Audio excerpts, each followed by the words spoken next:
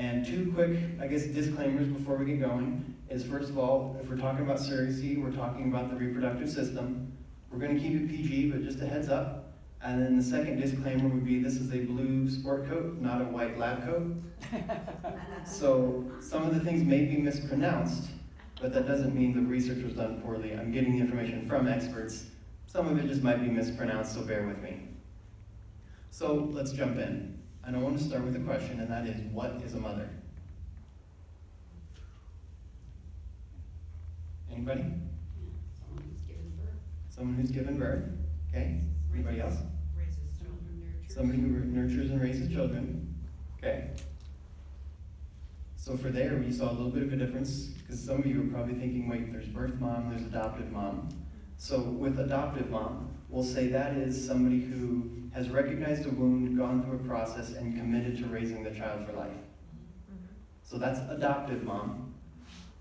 Now let's just go back to mom. What's a mother? Do we want to stick with a woman who's given birth? Exclusively, no. One who carries a child. One who carries a child? Well, No. Okay, what are you thinking?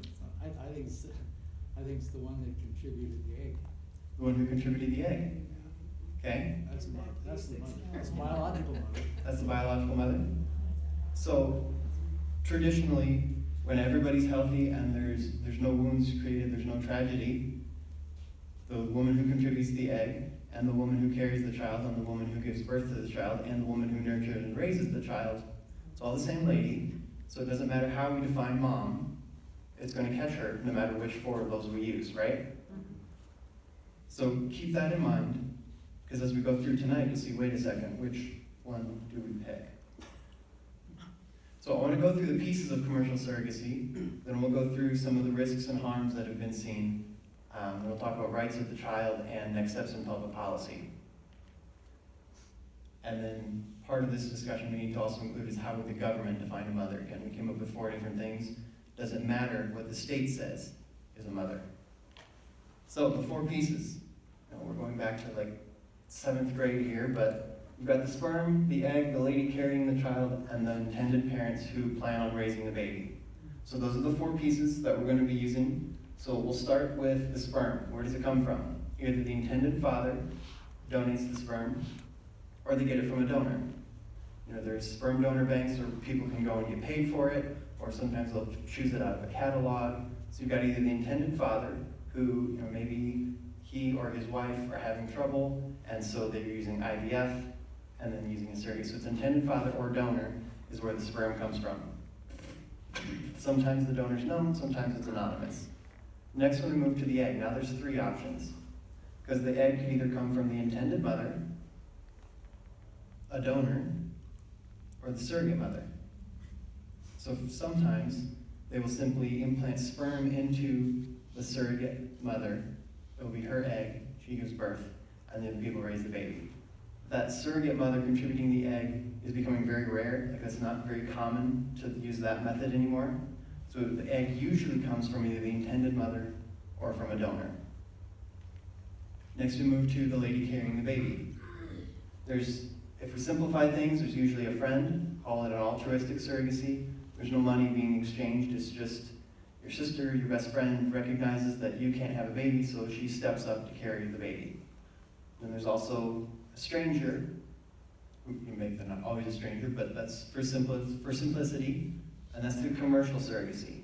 And you'll see beside that lady that says stranger, you see a building and a contract, because with commercial surrogacy, you have an agency facilitating and a contract controlling. So altruistic is theoretically just 2 friends, 2 sisters, something like that. Commercial, you have an agency and a contract and an agreement. So then you go to the intended parents. And there's 4 basic reasons. Again, a lot of tonight is going to be simplified. There's 4 basic reasons why someone would choose surrogacy. Either infertility. Sometimes people just aren't able to have children naturally. It's a tragedy. It really stinks. We live in a fallen world. Sometimes it just doesn't work. And we have a lot of compassion for people who choose surrogacy because of infertility. But our level of compassion drops dramatically as we go to those next three. Because the next one is convenience. Celebrities who just don't want the stretch marks. And you're starting to see this, where the upper class is just paying the lower class to carry their babies. And then they pay people to raise the babies at daycare and etc. The third one, lacking hardware, is my polite way of saying it's a single mom, it's two men, it's whatever other agreement you want to set up aside from a married mom and dad. They're just lacking the hardware to make a baby. Sometimes it's a single mom who just hasn't found the right guy yet but wants to start having children. Sometimes it's just a guy who wants to be a father. Sometimes it's two guys, two ladies, whatever. And then the fourth one, we're not going to focus a lot on this tonight because it's not really our focus anyways, but there are plenty of examples of people who choose commercial surrogacy for the purpose of producing children to abuse them. There's stories of people having little babies, shopping them around Russia, etc.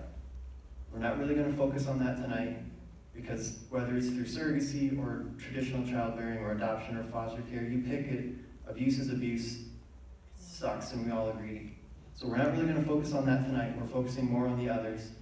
Again, we have a lot of compassion for those with infertility. Caroline and I want to have a family someday. Maybe that will be us. We don't know.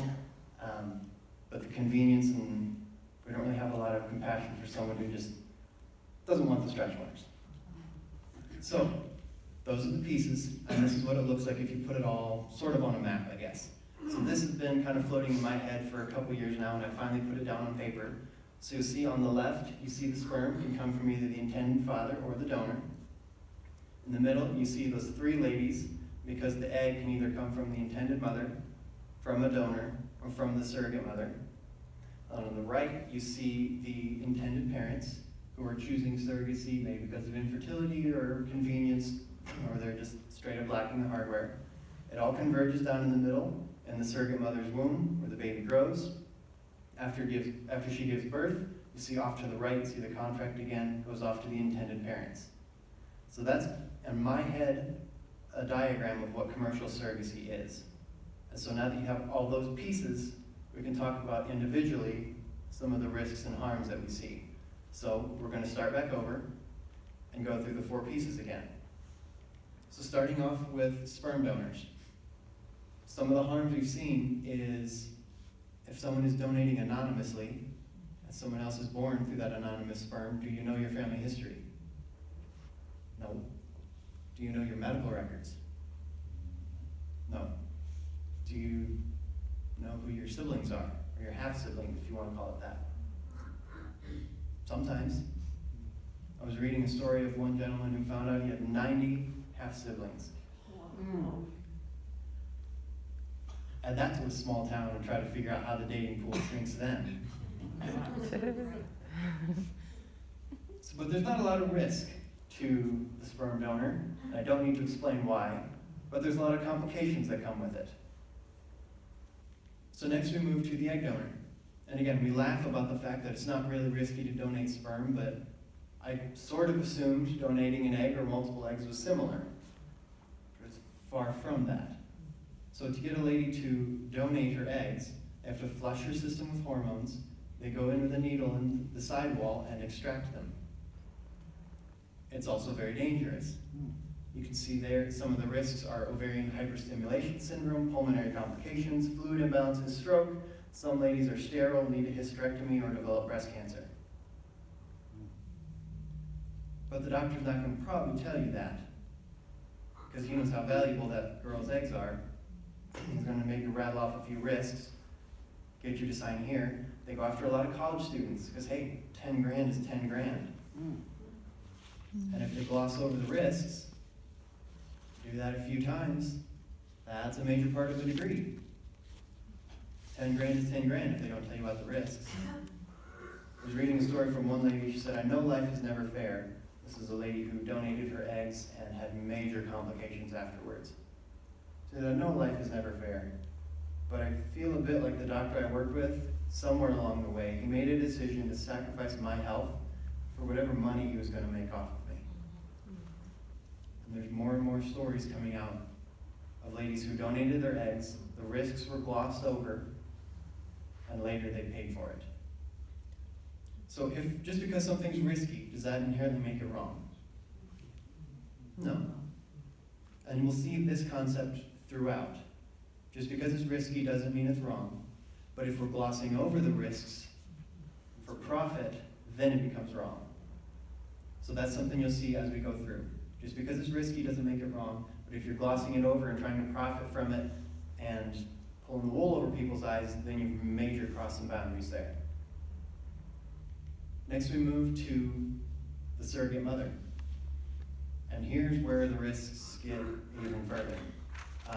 Because it's just a high-risk pregnancy, which means inherently it's risky for mom and it's risky for baby.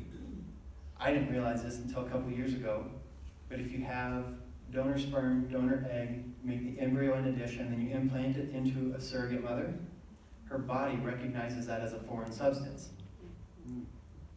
So it's not like you can just mix the ingredients and put it in the oven and it will cook. Sometimes it takes, but there's, as you see at the top, there's a low success rate for the implantation. And it's just inherently a high-risk pregnancy. Unfortunately, a lot of surrogate mothers aren't really explaining the full risks. In February of 2019, one of the largest studies ever done, they actually had a 1.4 million person sample size. Here's some of the results for mom. All 4 groups of women with IVF pregnancies were more likely to require blood transfusions at delivery.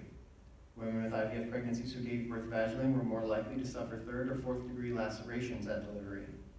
Women with IVF pregnancies that used donor eggs, whether fresh or thawed, were more likely to require an unplanned hysterectomy. Probably glossed over a lot of times. All groups of women with IVF pregnancies had higher rates of diabetes during pregnancy, which they called gestational diabetes. The group of women with IVF pregnancies that used donor eggs had the highest rates of hypertension for the whole duration of the pregnancy. There's also preeclampsia and all sorts of other health risks to the mother that's carrying the baby. Now again, just because it's risky doesn't make it wrong. But if you are leading somebody into a process out of the goodness of their heart without fully disclosing all of the risks, then you cross the line, which unfortunately happens a lot.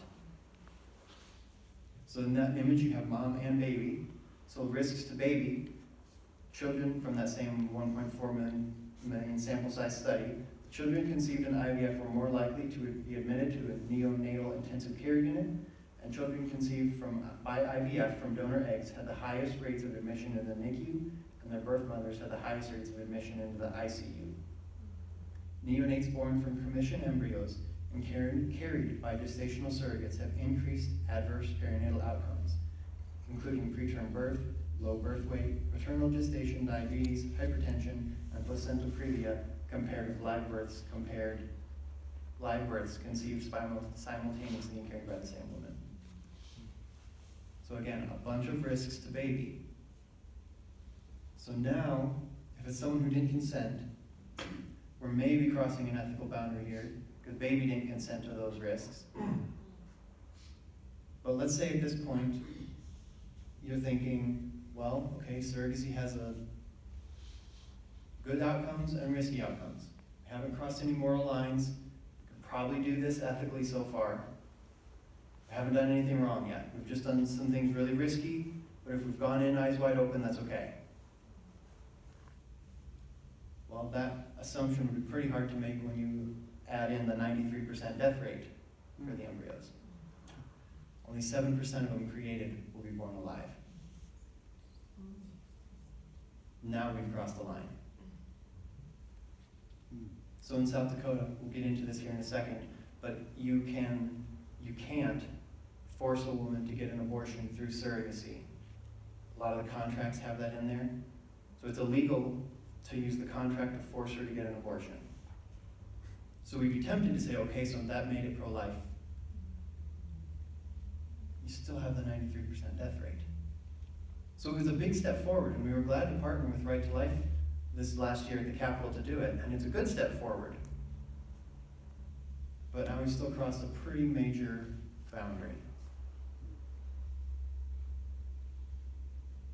Then we move to You see on the right there, that contract? Second. Yeah. This is really where we start crossing lines, because these contracts are where it gets really hairy. The doctor-patient confidentiality between the surrogate mother and her doctor. The intended parents have full access a lot of times, specified in the contract. They have access to all of her medical records. Most of the times, these contracts will regulate her sexual activity, her diet, her travel. They'll have abortion clauses in there, which here in South Dakota, if you put that in and you try to use it, you're going to get sued and they're going to win. But there's still fetal reduction and there's still abortion, because that is only triggered if the mother doesn't want to. So if a lady, they usually put in more embryos than they plan to give birth to, because it's so dang expensive. So let's say they implant 3, knowing they only want 1. What happens if all 3 take? If all 3 of them implant, well, then they have what's called a selective reduction. It's a really nice name for killing 2 babies.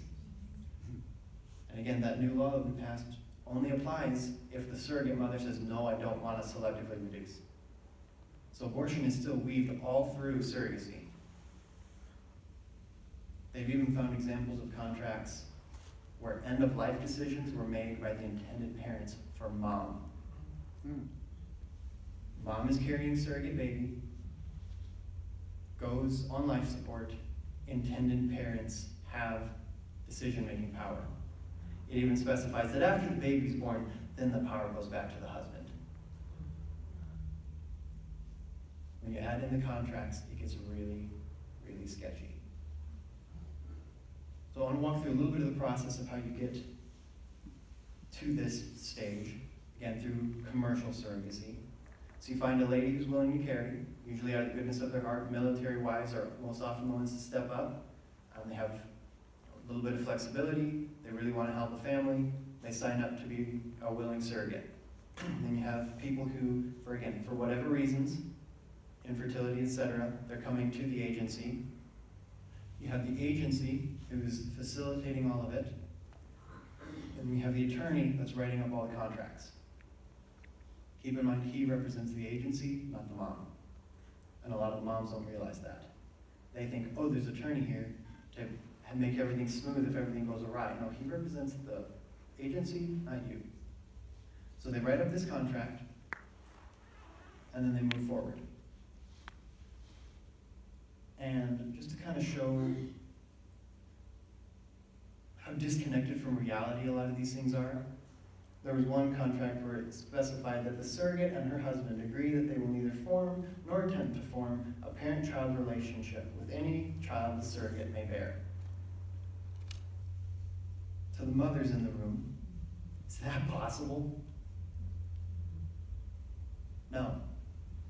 And there's story after story after story of a surrogate mom who started off with, this is not my baby, I'm caring for someone else, out of love for them, I want to help. And they just couldn't help but get connected. Maybe because that's how we're wired. And they're now finding that even after the surrogate mom gives birth, even if it was someone else's DNA that came from the egg, like you were mentioning, baby's blood and DNA remain in her body. Again, some of the things you learn working on pro-life issues, Debbie Pease, our policy analyst, was pointing out the other day that if you don't take drugs during childbirth and you just tough it out, your brain literally excretes more chemicals that biologically connect you to the baby. I didn't know that. Our bodies are literally designed, ladies, your bodies, to connect with that child, right? When a baby is born, do they put it on the nurse's chest? No, they put it on the doctor's chest. They put it on grandpa's chest. Well, maybe, just for kicks and giggles. No, you put it on mom's chest. Why? Baby knows mom's smell, mom's voice, mom's everything. Is it physically possible to form or attempt to form a parent-child relationship? No. It's completely disconnected from reality. And one of the things they've seen, again, after more and more stories are coming out, the industry always goes after ladies who have given birth already, have at least one kid. And originally I thought it was, like, that's your proof that you can do it, or something like that. Like, you're fertile, you can carry a baby, look, I made one, now I can make one for you. But I found out it was actually because they did that because they took a lady who has done the process, knows what it's about. They assumed she would have a better chance of carrying the baby without connecting to it. Because they said a first-time mom, she's going to have all the emotions and connection going on, but someone who's done it, they can walk into this knowing the process and deciding not to connect. First of all, they've seen it doesn't really work that way always. And what they didn't account for is, if you've given birth at least once, what does that mean? It means you already have a kid, or 2 or 3. And now there's more and more stories coming out of the siblings, or half-siblings maybe, devastated that mom gave the baby away. Why'd you give my brother away? What's that do to a 5-year-old's psyche? Something they didn't account for.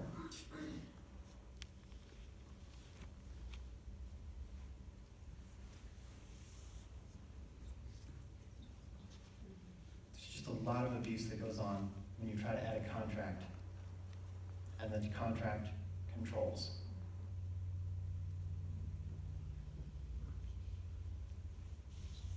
There's one story of a lady who she contracted for 2 babies. Wanted to help this Chinese couple, because again, commercial surrogacy is illegal in like 26 different countries. Some countries made all surrogacy illegal just because they saw the abuses. So a Chinese couple, they wanted twins. They contracted with this lady for twins. She gives birth to 2 babies. They take them away right away, as they always do, and never to be seen again, sort of, till a while later.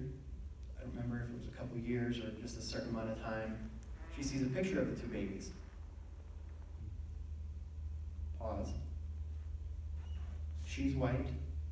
Her husband is African American. The intended parents are Chinese. Okay, go back into the story. She sees the picture of the 2 babies. One looks very much Chinese, the other is mixed race. Whoa. Like a tan skin color. Doesn't matter. The contract was for 2 babies. They had 2 babies. Chinese couple didn't want a mixed race baby, put the baby up for adoption in China. She was lucky enough to find out about it beforehand. So you'd think of like, oh, yep, it's your baby, here it is back. No. She had to fight and fight and fight. Didn't get notified, nothing. Because in the eyes of the state, it wasn't her baby. She contracted for 2. What happened was they implanted 2 of the Chinese couple's embryos. One of them didn't take, and then one of her natural embryos took. So she didn't realize it. She was carrying one genetically related to the Chinese couple, one genetically related to her and her husband. But they both went to the Chinese couple because that's what the contract said. Biology doesn't matter. The contract said what the contract said. And what judges are doing is halfway through pregnancy, they go before a judge and they get what's called a pre-birth parentage order, which is the judge saying, yep, here's the willing surrogate, here's the intended parents, here's the contract, everybody's willing, I grant parental rights to John and Jane Doe, halfway through the pregnancy. Which means when that lady gives birth, their names go on the birth certificate, she's out of the picture. Do you remember a while back, Pete Buttigieg and his partner had that picture on the hospital bed? Mother's whisked away, or the baby's whisked away from the mother, either way. The contract controls. There's another story, I don't know if any of you guys have met the attorney that's helping with a lot of our pro-life stuff. He was working a surrogacy case where there was a single guy on the East Coast who contracted for 3 babies. Yep, single guy for 3 babies. But everyone was willing, so contracts were signed and off we go. Shortly before the lady gave birth, they find out this guy is deaf. In his 40s, still living in his parents' basement. Oh. And the basement is not well kept at all. It's so bad that they paid for 3 nurses to travel with the 3 babies to his house to try and get things set up. Again, there's nothing they can do because the contract controls. They get there, nothing is set up and ready for the babies. There's no nursery, there's no nothing. They do what they can, and they fly home. And a checkup later, they found that the babies were eating off the floor, not well taken care of. The contract controls. He contracted for 3 babies. The state said, okay, everybody was willing. Now again, on those kind of stories, it's pretty easy to see where lines have been crossed. But again, if you go to, sister helping a sister, or a military mom who just wants to help people, and 2 intended parents who, for whatever reason, they can't have a baby. So I was talking with a friend a few weeks ago, and after hearing a lot of this, all of these details, he says, just going to be open book here. I think I still see surrogacy as a coin with 2 sides. It was a light side and a dark side. I'll give you the dark side is a whole lot bigger of that coin than the light side. But I think it's, just being honest, I think I still see it as a coin with 2 sides. That's maybe a way to do it right. So, okay, again, just because it's risky doesn't make it wrong. So if we set aside things like the 93% death rate, and we set aside the abuses of the contracts, and we set aside who the government's recognizing as a mom, maybe we could say that it's a coin with 2 sides, and you could find the light side. And if that's where you're maybe still at on this, I want to now move into the rights of the child. Real quickly before we do that, intended parents. There's not a lot of medical risk, because generally speaking, they're not medically involved. Again, if mom donated her eggs, then there's those risks we previously talked about. But psychologically, this is one of the testimonies from the mom. She said, I wanted her identity, the surrogate mother, to disappear and mine to take its place. As much as I tried to fight off the feeling, when I told others that I was expecting a baby, and this child was clearly not coming out of my womb, I would sometimes feel barren, decrepit, desexualized, as if I were branded with a scarlet eye for infertile. That doesn't sound fun. That lady's in pain. And one thing I saw from reading a few more stories a few weeks ago is a lot of times about halfway or 2/3 of the way through the pregnancy, the intended mom becomes very bitter towards the surrogate mom. Just because there's something in her, whether it's competitive or she's doing something I can't, or it's just an insecurity, there's pain there. And that causes a lot of friction. Which, now you add in that contract that treats mom like an employee or a slave, and you've got intended mom who's now bitter towards her, tons of stories of abuse. One of the best ones, if you pick up a card on the way out, you'll see here, that little black box, Big Fertility. It's a 45-minute documentary of a surrogate mom and her 3 surrogacy journeys.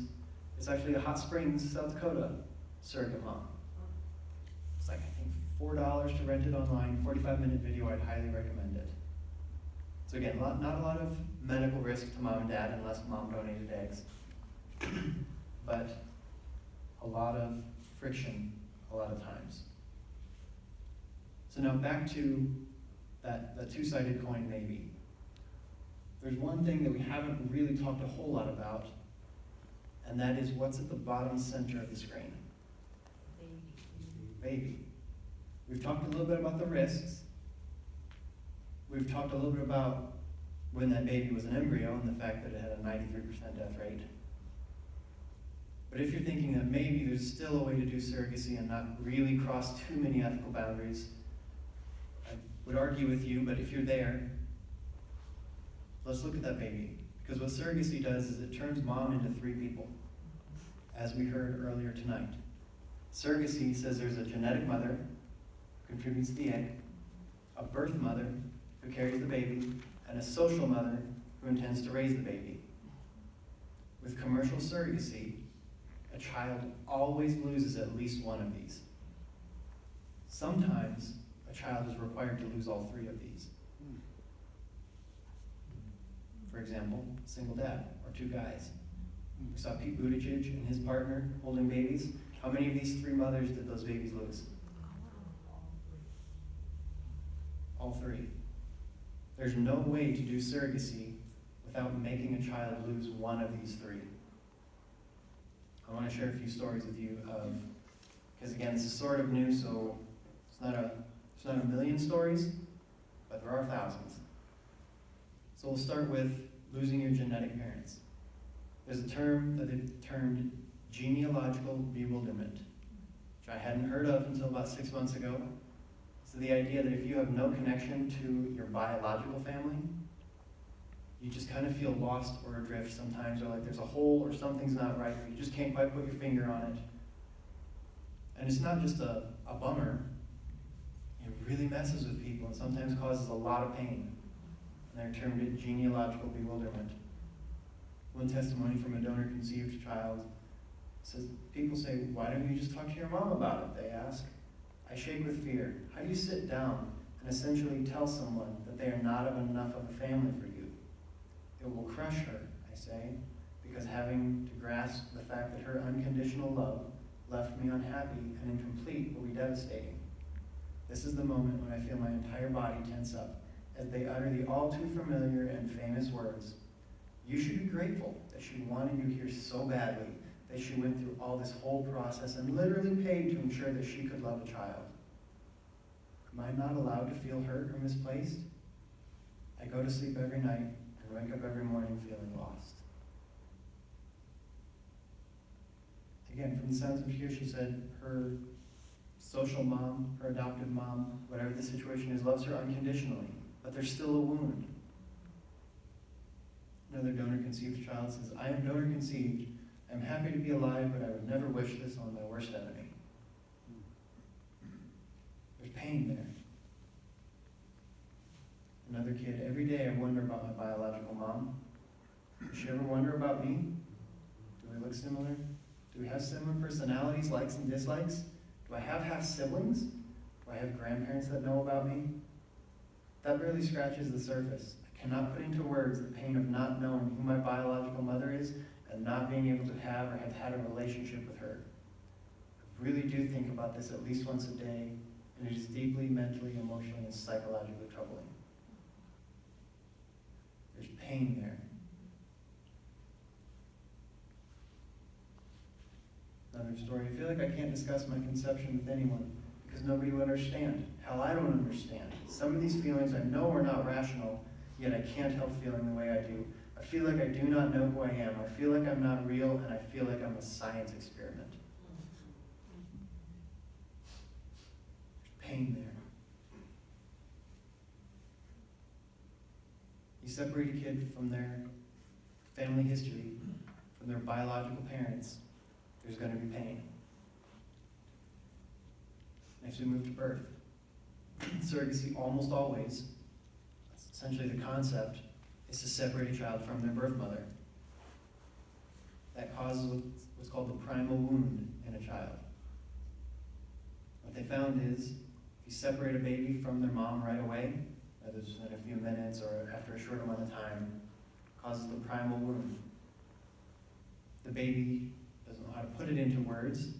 All it feels is a loss and a major disconnection and isolation. And for a lot of people, it leads to, later in life, an inability or a struggle with developing deep, meaningful relationships. One lady said, something horrible happened to us at birth. We lost our mothers. They didn't die, but they might as well have been dead because we lost them in the capacity of a mother to a tiny baby. That feels like death. They are all we ever knew, and suddenly they were gone. That makes us feel rejected. It leaves a hole in our heart, whether we admit it or it manifests some other way, like in depression or fear of getting close to someone. Sometimes it doesn't show up till we're in our teens or young adults. I mean, sometimes it shows up as a baby. When I scream my head off for 6 weeks and they call it colic, they call it stomach gas. They call it an immature neurological system. Nothing can console us. I wanted my mother and she wasn't there. Can't just substitute mothers and expect us to be okay with it. Surrogacy nearly always separates a child from their birth mom. Sometimes that messes kids up in their ability to connect, not to mention the pain it causes mom. And then we move to, let's stop here real quick before we move to social moms. So when we talk about being separated from either your biological parents or your birth moms, This is the point where, if you remember Katie Faust, when she was talking at the stand banquet, she said, whenever I talk about it, this is when the adoptive parents start getting upset, because adoptive parents are raising a child that's disconnected from their family history. So are we saying that adoption is bad? Not at all. Adoption is our best shot at healing a wound. A wound that we have to admit exists, but surrogacy intentionally creates that wound. And if you remember, so Katie Faust told her story of talking with her son and how he just has questions sometimes that she can't answer. And he has pain sometimes that doesn't really know how to express. I was talking with another lady in Rapid City the week after. She said how refreshing it was as another adoptive mom of a boy to hear her say that. She goes, my son has pain that I don't know how to fix and questions I don't know how to answer. She goes, I don't regret adoption. I think this was all God's plan. He has pain in his past. I know we were supposed to adopt him. Sometimes that's the best we can do, but there's still pain there. And you can see that in this graph. So the top bar is donor-conceived adults. Bottom bar is adopted. When I see friends with their biological fathers and mothers, it makes me feel sad. Half of donor-conceived adults agreed. 20% of adopted kids agreed. It hurts when I hear other people talk about their genealogical background. 53% of donor-conceived adults agreed. 30% of adopted adults agreed. So again, adoption, a lot of times there's a wound there, and we're doing our best to fix it. Surrogacy intentionally creates that wound, and as you can see, it's twice as bad, or twice as often. So then we move to social mother. And in a crowd like this, I don't think we need to spend too much time talking about what it causes and the harm that's caused if you separate a kid from their mom and they're only raised by two dads. We all know it's a bummer when a single dad, through whatever situation, has to raise the kids and there's just no mom. Right? Nothing against dad, unless he pushed her out or something, but not having mom in your life, it causes a wound. One lady wrote, my formative years were almost entirely devoid of women. I didn't even know there was such a thing as a mother until I watched Land Before Time at school. My 5-year-old brain couldn't understand why I didn't have the mom that I suddenly, desperately wanted. I felt the loss. I felt the hole. As I grew, I tried to fill that hole with aunts, my dad's friends, and teachers. I remember asking my first grade teacher if I could call her mom. I asked that question of any woman who showed me any amount of love and affection. It was instinctive. I craved a mother's love, even though I was well loved by my dad. You separate a kid from their social mom, there's going to be pain there.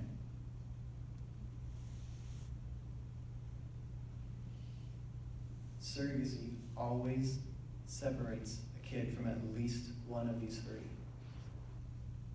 You separate them from their genetic parents, there's going to be pain. You separate them from their birth mom, there's going to be pain. You separate them from their social mom, there's going to be pain. And why do we do it? Why do people choose surrogacy? I have yet to be given a reason why somebody would choose surrogacy that does not include the word want. And if any of you have one, shoot it to me. But everything I've heard is some version of we want a child that's biologically related to us. We don't want to adopt someone out of the foster care system. Those kids have been through trouble. We want this, we want that, we don't want stretch marks. We are two dads and we can't make the babies and we want the baby. Is there ever a time where we should put what adults want above what kids need? If surrogacy is something that always causes a wound, sometimes causes multiple wounds, is often rife with abuse, has abortion weaved all through it, is that something we should be doing based on what adults want? Again, in cases of infertility, there's a lot of pain there. And we're not trying to paint them as the bad guy. There's a lot of amazing people who just can't have children naturally and they really want to be parents. But no amount of want makes surrogacy good. No amount of goodwill makes inflicting a wound on a child a good idea. So going back to our question, now with this in mind, what's a mother?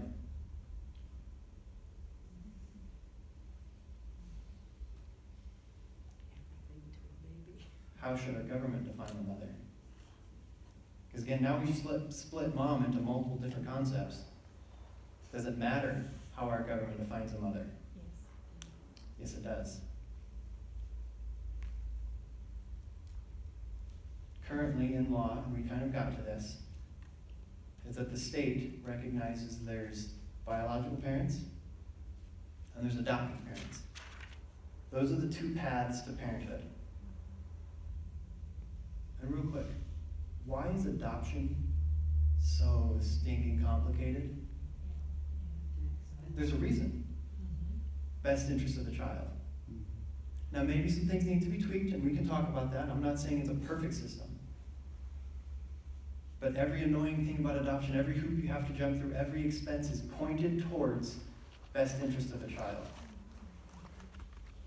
Because the state realizes that outside of biological, John Doe, Jane Doe, married and had a baby, if we're going to grant parental rights to somebody else, that's very serious. That's why adoption is so complicated. Surrogacy adds a third way towards parenthood. Intent. Whoever wants the babies gets them, as long as they sign the contract before conception. Because if they sign the contract after conception, that would be child trafficking, and they'd be selling the babies. Because with adoption, if a lady is like 7, 8, 9 months pregnant, knows that she just does not have the financial ability to raise the baby, or her life situation is just not good, she knows the best option is to put the baby up for adoption, and the intended adoptive parents start paying her bills and paying her phone bills and taking her out to nice dinners and paying for a whole bunch of stuff. Is that potentially coercive? It is, which is why anytime intended adoptive parents pay for anything of the biological moms, it's court approved. Because we've recognized, you know what, if mom's in a tough spot, adoptive mom and dad can pay her phone bill. Sure, let's go for it. They can help her out with expenses, but it's going to be court approved so that it's not coercive. You think it's court approved when you pull out your smartphone right now, Google commercial surrogacy South Dakota, and see an ad for making $70,000 and helping a couple?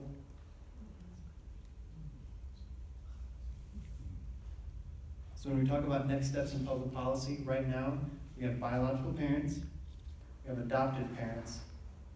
So the simplest next step in public policy would say that we should never, ever add intent, whoever signs the contract, as a form of parenthood or a path towards parenthood. So as you head out tonight, again, I grabbed one of these, printed a bunch off. The top is that graph of all the pieces of surrogacy. These are the 3 icons that I use for the 3 moms: your genetic mom, your birth mom, your social mom. And below that are 3 resources. We talked about Big Fertility. It's a 45-minute documentary of a South Dakota mom. Careful, it'll make your blood boil. Then Before Us.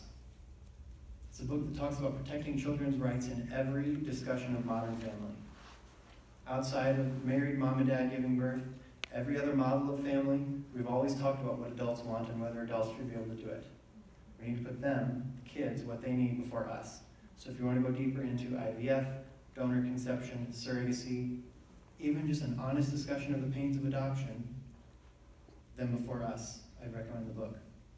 Finally, Broken Bonds. This book is just stories. Stories of ladies who have donated their eggs and got really messed up and weren't warned about it. Surrogate moms who told themselves, I won't connect with the baby, and did.